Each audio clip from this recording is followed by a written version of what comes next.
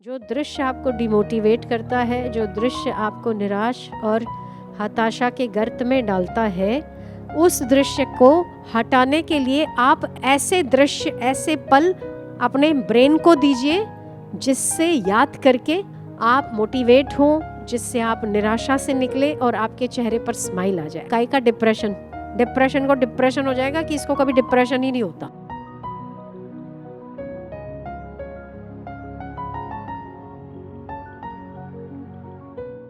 मानव मन की आदत बहुत बुरी होती है और वो ये होती है कि जो दुर्घटनाएं घटती हैं और जो ऐसी घटनाएं घटती है जो हमें बहुत कष्ट और दुख पहुंचाती है, हम बार बार उसमें सरक जाते हैं, हम बार बार उसमें चले जाते हैं और हम कहते हैं बाप रे बाप, ऐसा फिर से हो गया तो, ऐसा फिर से हो गया तो, ऐसा फिर घटित हो गया तो। ये हमारे मन की बहुत सहज वृत्ति है, हम लोग बार बार सरक पड़ते हैं उसमें और हमें वही की वही कल्पनाएं बार बार घूमती है।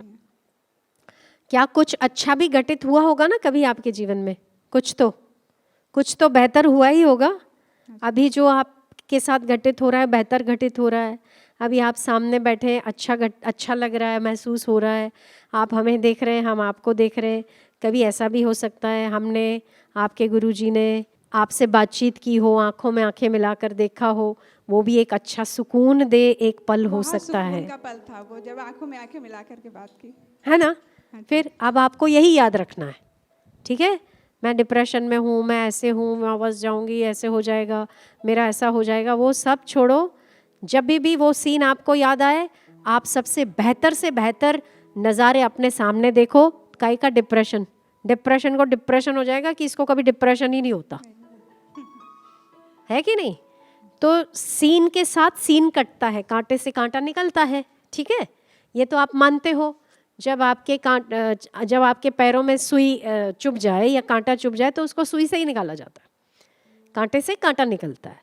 तो जब कोई दृश्य आपको, जो दृश्य बार बार परेशान करता है, जो दृश्य आपको डिमोटिवेट करता है, जो दृश्य आपको निराश और हताशा के गर्त में डालता है, उस दृश्य को हटाने के लिए आप ऐसे दृश्य, ऐसे पल अपने ब्रेन को दीजिए जिससे याद करके आप मोटिवेट हो, जिससे आप निराशा से निकले और आपके चेहरे पर स्माइल आ जाए। ऐसे कुछ पल तो आपके जीवन में होंगे, कुछ तो होंगे। हमेशा एक इंसान ने दुखी दुख नहीं देखा होता, कभी कुछ सुखद पल भी तो होंगे, है ना?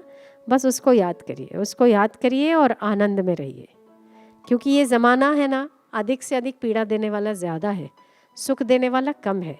पर अगर कभी यहाँ से सुख मिला है तो वो दो ही चीज़ों से मिल सकता है।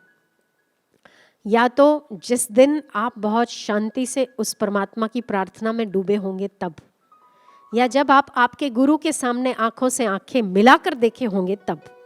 दो ही पल ऐसे जो आपको तुरंत उन्नत कर देते हैं, तुरंत आनंदित कर देते हैं, तुरंत प्रसन्न कर देते हैं। इसके अलावा आप जिन्हें अपना प्रिय मानते हैं या समझते हैं, कभी उनके साथ भी आपने ऐसे अच्छे पल बिताए होंगे जो सुकून देने वाले हों। आप बार बार उनको याद क्यों करते हो जो बहुत दुखी, बहुत परेशान कर देते हो? उससे बेहतर, कहते हैं ना, कोटि जन्म लगी रगर हमारी, वरहूं तो शंभो नहीं तो रहूं कुमारी। कष्ट, तपस्या, परेशानियां उठाने को तैयार है, किस कीमत पर? महादेव मिलने की कीमत पर। यदि वो कष्ट की कीमत पर आपको सत्संग मिल गया है, उस कष्टों की कीमत पर आप यहाँ पर सुकून से हंस बोल सकते हैं, खेल सकते हैं, यहाँ पर आपको स्माइल आती है, यहाँ पर मुस्कुराहट आती है, तो उन कष्टों का भी भला हो, इसीलिए तो आप यहाँ पहुँचे हो। अच्छा है, इसीलिए कोई भी चीज़ बुरी नहीं है। अगर तो आप वहाँ रमे होते, आपको सब कुछ अच्छा अच्छा होता, तो शायद सत्संग की कदर ना होती, दर्शन की कदर ना होती। आप कहीं ना कहीं परेशानी उठाते हो, कहीं ना कहीं कुछ ऊपर नीचे होता है, तभी आपको सत्संग की बात भी याद आती है और सत्संग का द्वार भी याद आता है ना? अच्छा है, अच्छा है, उसका भी भला हो। अगर उस कीमत पर हम मिलते हैं, उस कीमत पर ईश्वर मिलता है, उस कीमत पर आपको मुस्कान मिलती है, उस कीमत पर आपको अगर सही मार्गदर्शन मिलता है, सही आपका रास्ता मिलता है, तो उन दुखों का भी भला हो। सुख के माथे सील पड़े जो नाम हृदय से जाए, बलिहारी व दुख की जो पल पल नाम जपाए।